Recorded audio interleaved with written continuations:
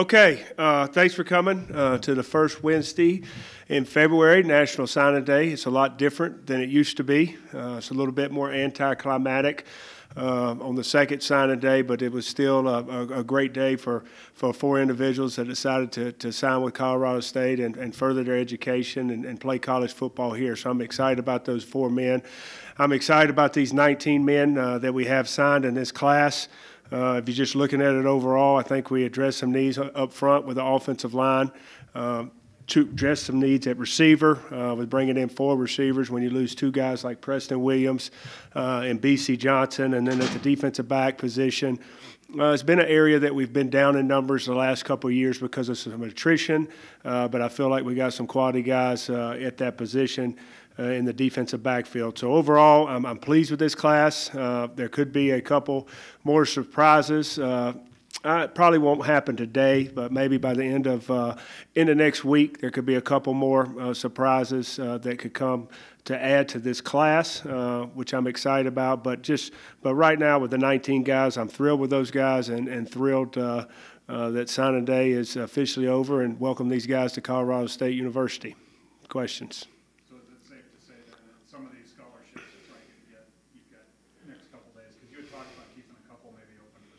Yeah, I mean, it's a lot different now too. With everybody sees, can go online and go into the portal and see who's out there as far as transfers across the country. And there's a lot. To be honest, there's a lot of them out there pending appeals. It's going to be interesting what happens on all these appeals.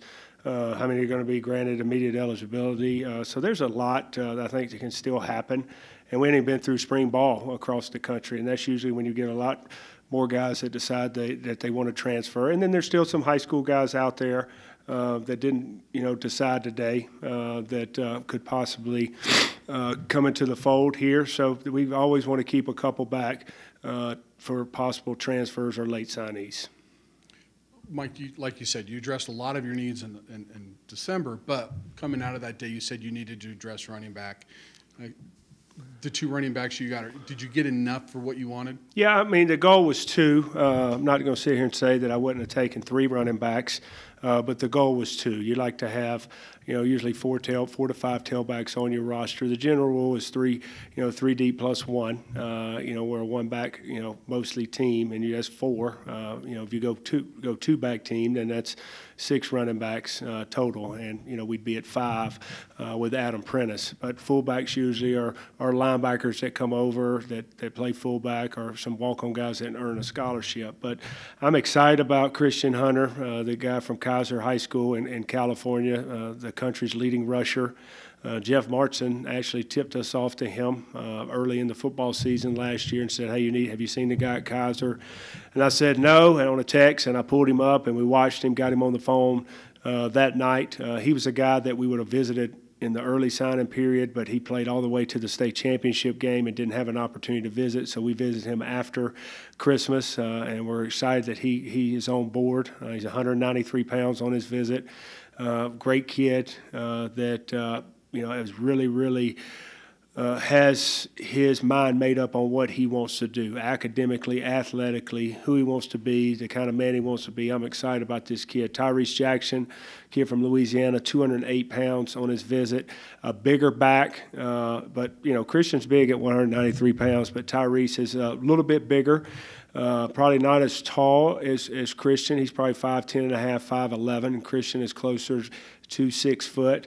He has a little bit of a style like Derrick Henry, running the ball to me, a little bit upright, but has pretty good agility. He's not quite as big as Derrick was, but he is a bruising back that I'm excited about him. So getting those two guys was huge for us, was having two scholarship tailbacks on our roster.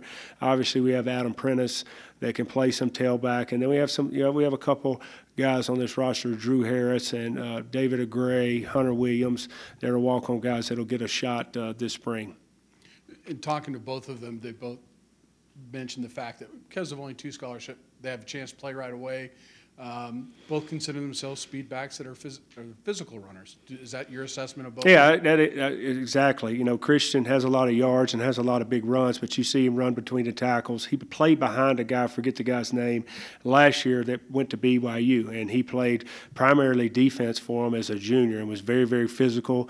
He's one of their better players at outside linebacker and safety. So that really fired us up that he could play defense as well. Now, we're recruiting him as a running back and a running back only, but he has the speed and ability to run between the tackles. Both of them show good ability to catch the ball in the backfield. And then, you know, you look at the track record at here and at other places at Georgia. I mean, we're going to play freshman running backs. I think that's a position that you can play early. So I expect both of these guys to play early. The O-lineman from Nebraska, originally from Germany, just how'd that come about? Pretty unique story, obviously, that he has background and everything.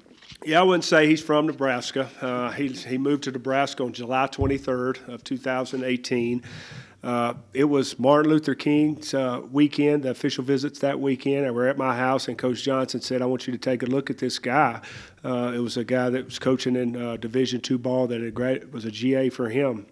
And said, we don't have a shot at him, but you need to look at him. And I watched it that night, sent it to my dad, let him watch it, got his opinion on it, and got the kid on the phone, talked to his host dad that lives in Nebraska the next day. And then we got him on a visit in the midweek of next week, and because he had some wrestling matches he had to work around. And really, really liked the kid, got great personality, very, very raw in terms of playing football. This was his third year playing football. He's only lifted weights for 1 year.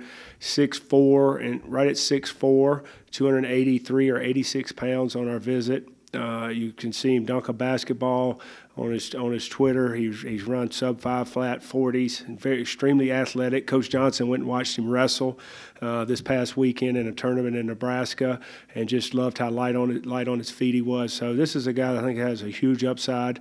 I like both high school linemen. Alex Zunis has been here going through our Edge program here this offseason, and another athletic kid that's extremely young. He just turned 17. So these are two guys that I think have a bright future because of how athletic they are. With Norden, is he somewhat a bit of a departure from the way you normally recruit players, considering he doesn't have that much of experience? Yeah, but line, I think offensive line is a position that is a lot is developmental. You know, you look across the country. I mean, there's probably 15 to 20. You turn on the tape and you know this guy is a for real lineman that's going to play in the NFL. Other than that, it's a lot of it is guess on size and frame and flexibility and toughness. And I mean, there's offensive line. I think is a developmental position that you can develop guys. So I'm excited about him. Mike, only one linebacker. You were saying you needed to get some linebackers. Is that still a concern?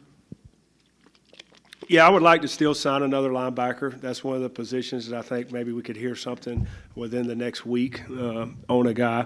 But I am fired up about Tavion as a guy that, you know, after right before Christmas, we started looking for linebackers because some guys we were recruiting just exploded on the scene a little bit, and we were, I wouldn't say scrambling, but kind of started over, and we're able to find him and start communicating with him and build a relationship with this guy. He can run, he can hit. He was 222 pounds on his visit, and you know, he got out of his, when we went and visited, he got out of his truck, which was a Dodge Ram. He was wearing boots. He's a blue-collar country kid.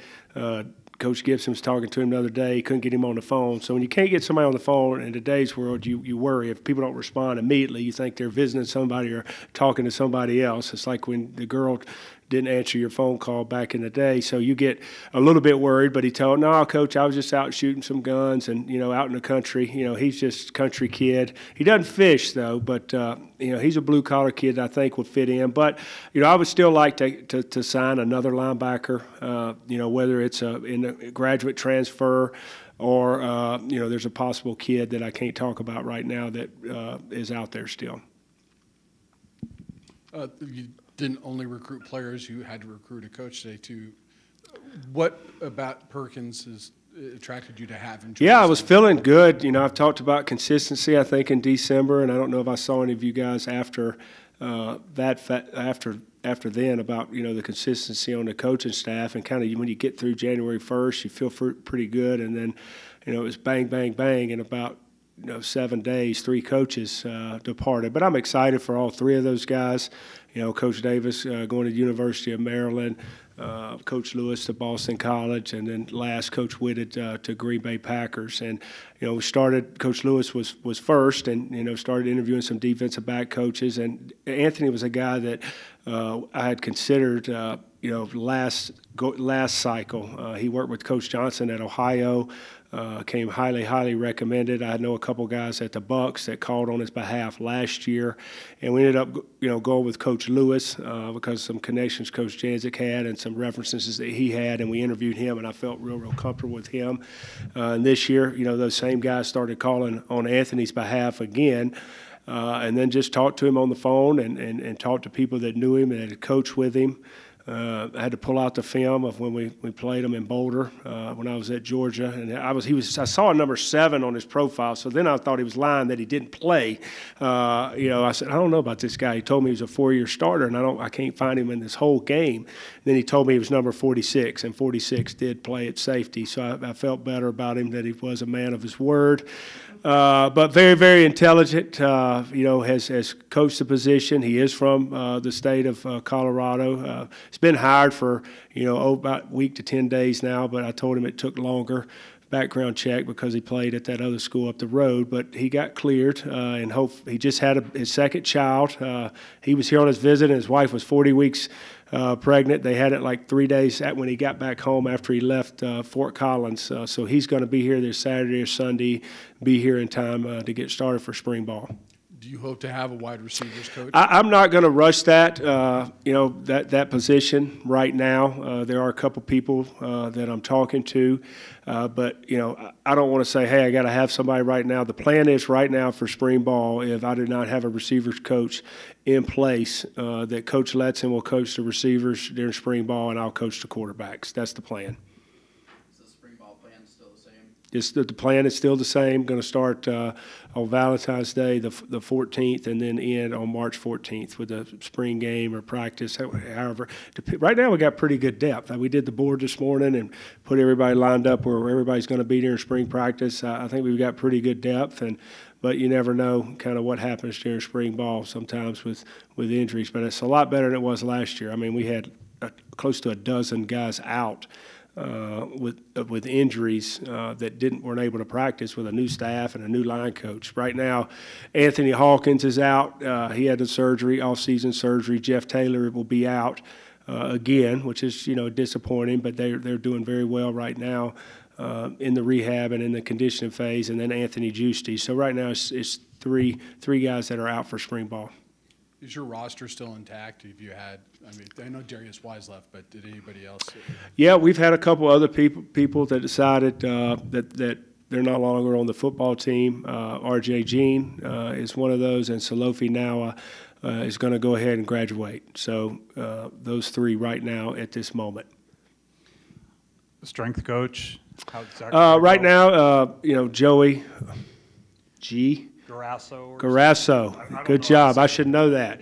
I say Coach Joey. Coach Joey has been an interim strength coach for us since Ryan left close to 2 weeks ago. I mean, I'm not sure how long ago it was, but I've been on the road and the days kind of run together. But I think it's close to 2 weeks that Coach Davis has not been here. He's in an interim phase right now, but a decision should be made here shortly what direction I go with the strength coach. How important a hire is that? I mean, that seems like one of the most important ones. I think it is an important hire. It's something that, if you've heard me talk, that I've stressed that we're going to do this offseason. We've got to get stronger. And I feel like the first 2 weeks we've been doing a really good job. I mean, kids have been over here nonstop in the weight room, not just for the mandatory stuff, but for extra voluntary stuff.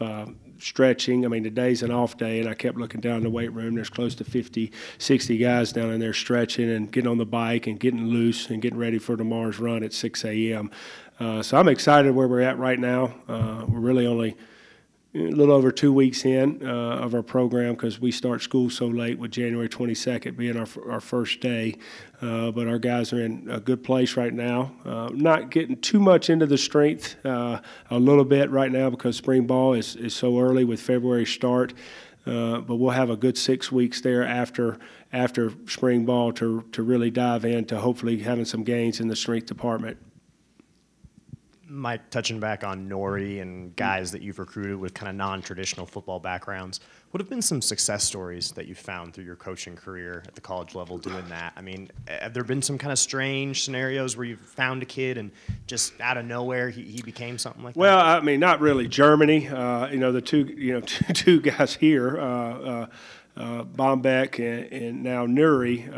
Bombeck, played for us last year as a guy that came over to America and went to junior college because he wanted to play college football. And, we were one of the schools that recruited him, and we were able to get him here, and he's did a nice job last year for us in a reserve role. Nuri's another non-traditional, and I think his story's still to be written. But I haven't had a lot of international experience. Ryan Williams would be the guy for that on women's basketball. On the international side, our coach, our golf coach, they've got a lot of international students. The one success story I tell a lot of people a lot of times is Tim Jennings, played corner for us at Georgia, and it was a Shrine Bowl that goes on in the North Carolina, South Carolina. And it wasn't my area, South Carolina. I had North Carolina, but I was at Shrine Bowl practice, and the guy that had South Carolina wanted me to go watch practice. And we were recruiting a guy by the name of Troy Williamson. He ended up going to South Carolina. He was extremely fast from Silver Bluff High School. I mean, he ended up playing for the Vikings, I believe, for a few years in the NFL. And I'm at practice, and this kid just keeps making play after play after play. And I'm like, I called the guy that had the area. I said, Troy, I mean, he's pretty out here and he can run, but this kid out here that's probably 5'6" is making every play on the field. And this was probably a month to go before signing day, and we didn't do anything. We brought him in the last weekend. He had South Carolina State. He ends up signing with us. He starts as a freshman. He plays close to 8 years in the NFL. Thomas Davis, who's played 14 years in the NFL, linebacker, was a guy that our first year at Georgia, the defensive coordinator, Brian Van Gorder, went and watched him play basketball and said we need to offer this guy a scholarship from Randolph-Clay. Randolph's a county and Clay's a county. There's only one school in that county, so they combine them. I mean, it's in the middle of nowhere. And he had Grambling, and came to us and played. So those are kind of the stories that, I think everybody has. But I haven't had a lot of this non-traditional, but I think now that, we're playing football in London every year, NFL is probably, America's game now on TV and watched worldwide. I think more and more kids are playing football. I know there's some concern, about the health and safety, but I think we're heading in the right direction and answering all those concerns and practicing and playing the safe way now. And we all think this game is great, and I think a lot of people across the country are starting to recognize that, and more people want to play. With the running game struggling at times last year and the subsequent recruiting class you're able to bring in, do you feel like you guys are set to take a step forward next year? Well, we can't be much worse in the running game, so I hope we are better. Being able to run the ball, that's going to be a area of focus this spring practice. Is when I talk about getting tougher, you get tougher by running the football, and we're going to do that. We'll become tougher as an offense. I think our defense will become tougher because what we do in practice. So that will help. And then I think a second year with Coach Johnson in this offense and learning the intricacies of what we're trying to do offensively will help in the run game. So I think all that's going to tie into it. Then just a more commitment to running the ball will help us with the run game as well. You saw the impact of losing Dalen, and now you just lost Izzy. Do you feel like that same effect will come to next year, or do you think you? Well, I hope not. We'll be. I hope we take a step in the other direction, in the positive of being able to run the ball. I really believe we will be. I think a lot of it determines the commitment that you have running the ball, and I'm going to be honest and transparent here. We didn't have a big commitment to run the ball. Kind of lost confidence in it as a coach. And then when the coach loses confidence in it, I don't think your players are going to believe in it either. So there wasn't a big belief that we could run the ball, and that starts with me as the head coach, and it starts with me as the play caller. So I've got to get the belief back of what we can do offensively of running the ball. And, the way you run sometimes can determine the physicality of your offense and your team. And you might not have the most physical guys sometimes up front, but your ability to run the ball and divide defenses with your scheme, or just physical style running backs can add a dimension of toughness to your offense by the way you run the ball. You necessarily don't have to have guys up there going maul people. Not many teams do anymore. I think it's a lot what you do with your scheme and how you run the football, and I think we're going to make a commitment to that and be able to run the ball next year.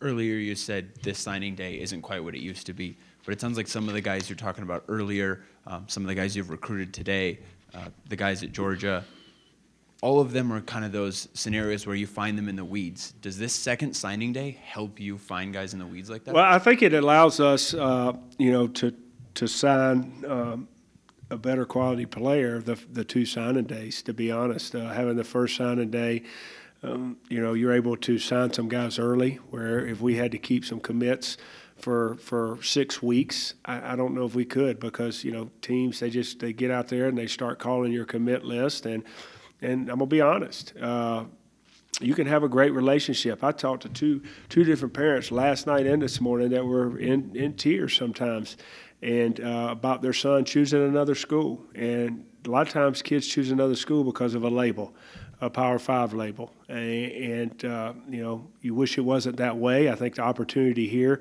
to get a quality education, to have a great experience as a college student, and then play football at a high level is second to none here at Colorado State. I think you can ask our guys; they'll tell you that, and guys that have graduated and gone to pros, and talk to guys that played at some institutions that are Power 5.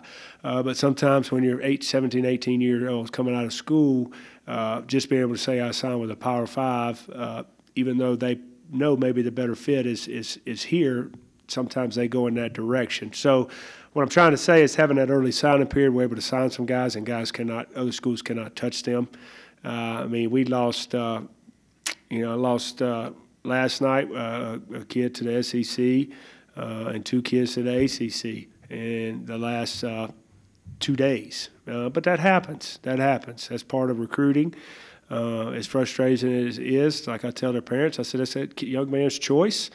I wish he was coming here, but there is no ill will. We're wishing the best of luck, and we're going to worry about the ones that we get. Now, I think there's less guys in the weeds than there used to be because of, you can get a kid's name. You could send me a kid's name, and I can be watching his film in less than 5 seconds.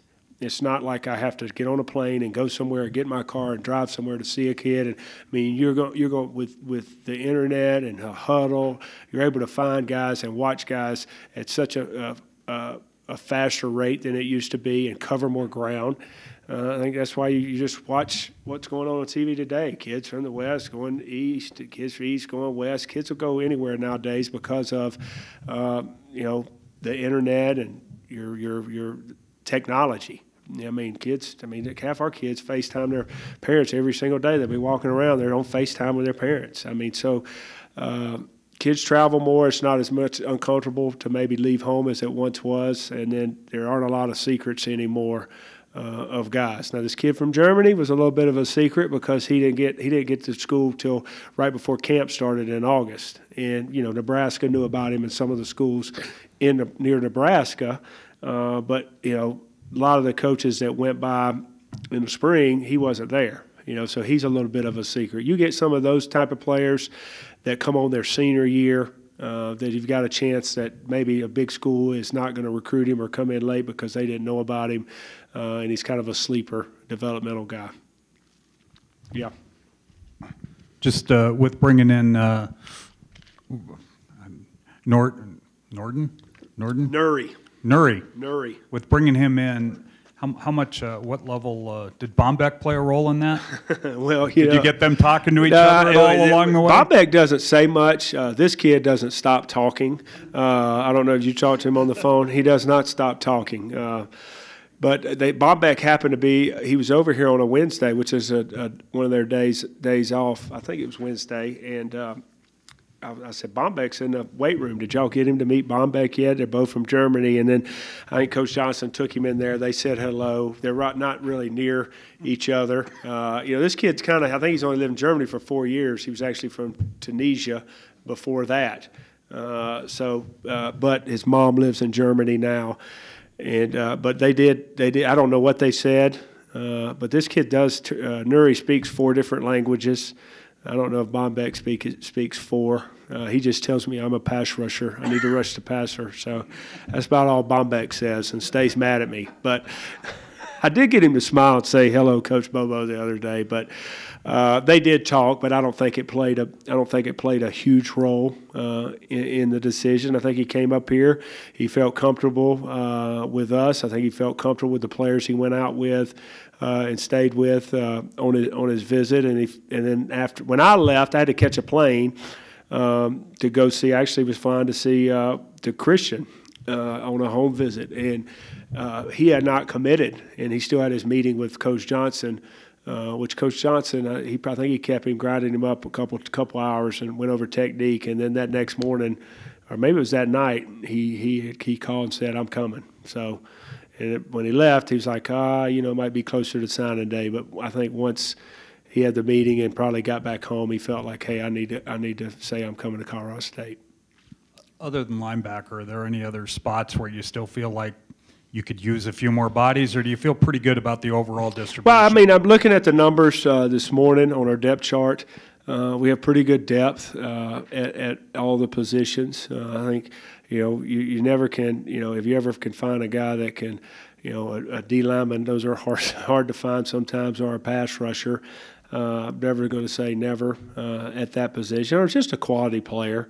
Definitely possibly a linebacker, but then it could just become best available at a position that we feel is a quality player that can help us be successful here. And then it could be, hey, we're going to save them, to next year if we don't have a guy. I'm not just going to sign a guy to sign a guy. I mean, there were guys that we could have signed at the linebacker position, but I didn't want to sign them. I didn't feel like they were going to help us win the Mountain West, so we didn't end up not going on them, and we were going to be patient.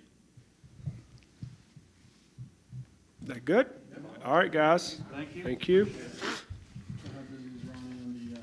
Huh? What, for a receiver coach, so he doesn't have to coach wideouts, or? We're on it. He's probably looking harder for a receiver coach, so he doesn't have to keep doing it. That's probably his primary goal. Yeah. No, we all looked at it. Is it getting better? Yeah, you're moving better. Yeah, I am moving better. I know Pam wasn't Yes. directly tied to your program, Yes. but Yeah, you were on she her was. you were on the interview committee last time. Is that something you're? Oh, yeah. Yep. Yeah, and we have 2 quality people.